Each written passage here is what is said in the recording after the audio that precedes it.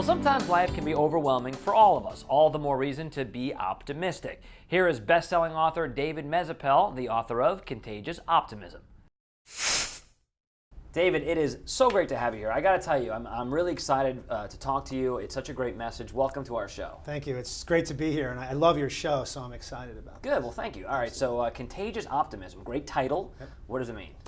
Well, it means a lot of things, but when it comes down to like a little microcosm, it means a compilation of stories from people all over the globe for silver linings. Because we believe that when people go through tough times, they tend to think they're alone. But when they hear stories of how others have persevered, it gives them hope.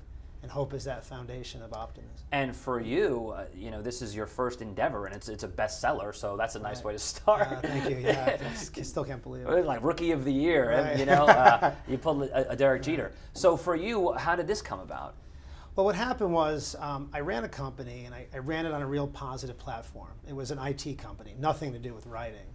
And my alma mater, Fairfield University in Connecticut, they had been encouraging me to write a book, a business book, on how to run a company on a positive platform and encourage your staff to be enthusiastic and perform. And what happened was I sold the company 17 years later. I said, you know what? I will write that book. But let's not just make it about me. Let's make it about lots of people, and not just business, but many of life's themes. And that's how it came to be.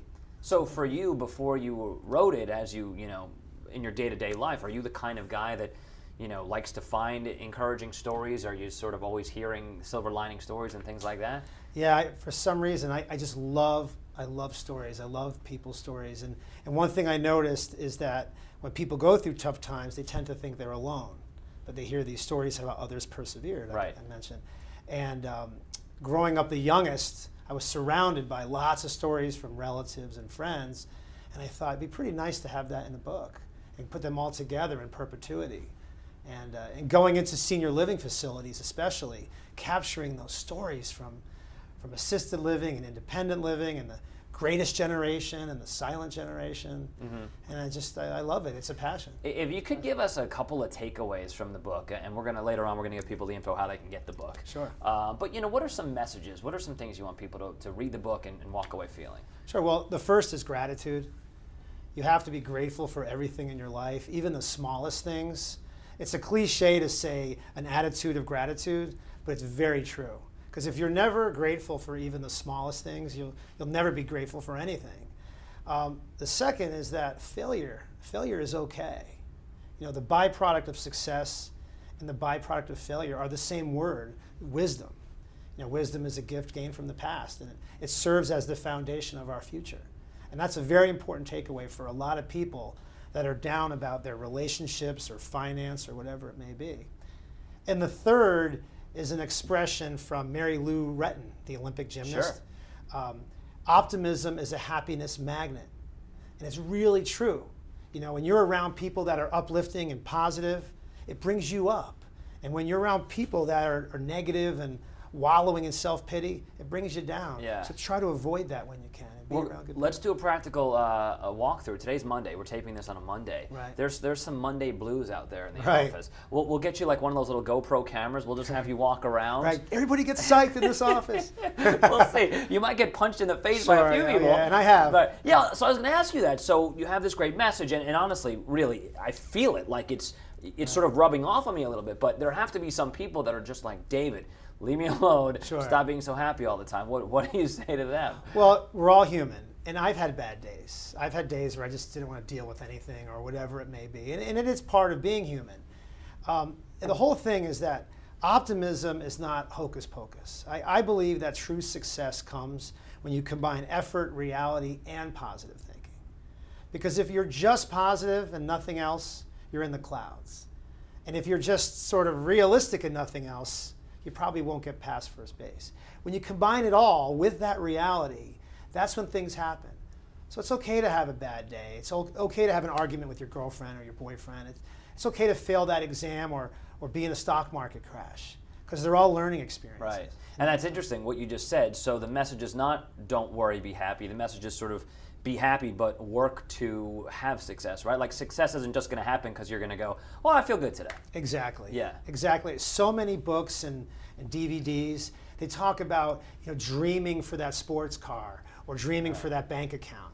I don't believe in that. Some people do, and that's fine, but I don't. I believe it's you take your mistakes of the past, you learn from them. I mean, I got clobbered in 2000 when the stock market crashed, the tech stocks, and it hurt, but you know what? Today I'm a better investor because of it. I went through a divorce. It was not a pleasant experience, but you know what? I'm better at relationships today because of it. Right. So that's how I look at things. Give me a story, a specific story from the book that you love. Sure. There's 110 of them. They're all great, but there's Just one. give them all. We got time. You guys have time for 110 stories? All right, pick one. No. Well, David Katz, he survived the Holocaust, and he survived the Holocaust on a very, very simple recipe, which I guarantee wasn't simple at the time.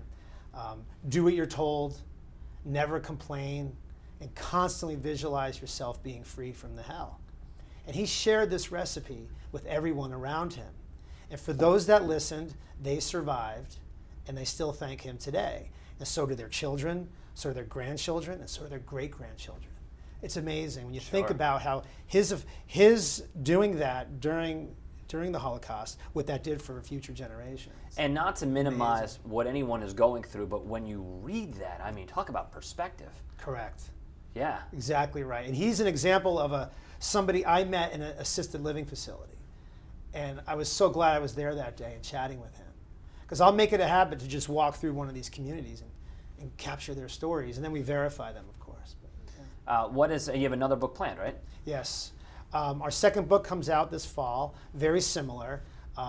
It is the basically power of positive thinking combined with stories from people, same kind of thing. Fantastic. And Contagious Optimism, Volume 2. Yeah. And then after that, we're going into themed editions. So we'll have Contagious Optimism Business, Contagious Optimism Relationships, Health and Wellness, Sports, and that's where we're headed. That's what we're doing. And encompassing all of that, you're doing live speaking, you're going around the country, you're hosting events. I mean, there's a lot going on here. Yes, we're a brand now. We're not just a book. So we have our Contagious Optimism Live in partnership with Smile TV and Harold Payne Music. We're going to launch a clothing line. We're doing great shows like clothing line. A clothing line. Yeah. It'll say Contagious Optimism, pick it up, pass it on. Right Which implies a lot of great things. Yeah. We have a radio show out in Los Angeles. We're working on a talk show where we bring people on and have them share their stories. So we're just doing everything we can to grow that brand. It's so great. I mean, there's so much negativity, and especially now with the news, you turn on the news, you just want to cry for an hour and a half. Correct. So it's nice to have something you can feel good about. Website or how people can read the book and get a hold of you? Sure. Our website is contagiousoptimism.com. Our Facebook page, and as you know, social media is very important now. So the keywords are official Contagious Optimism on Facebook. And Twitter, it's CO Live US. CO Live US. Well, David, so inspiring to have you here. When you write the second book, come back. We'll do it all over again. Oh, thank you. Yeah. I really appreciate that. Continued success. Best of luck to you. Nice meeting you. You got it. Absolutely.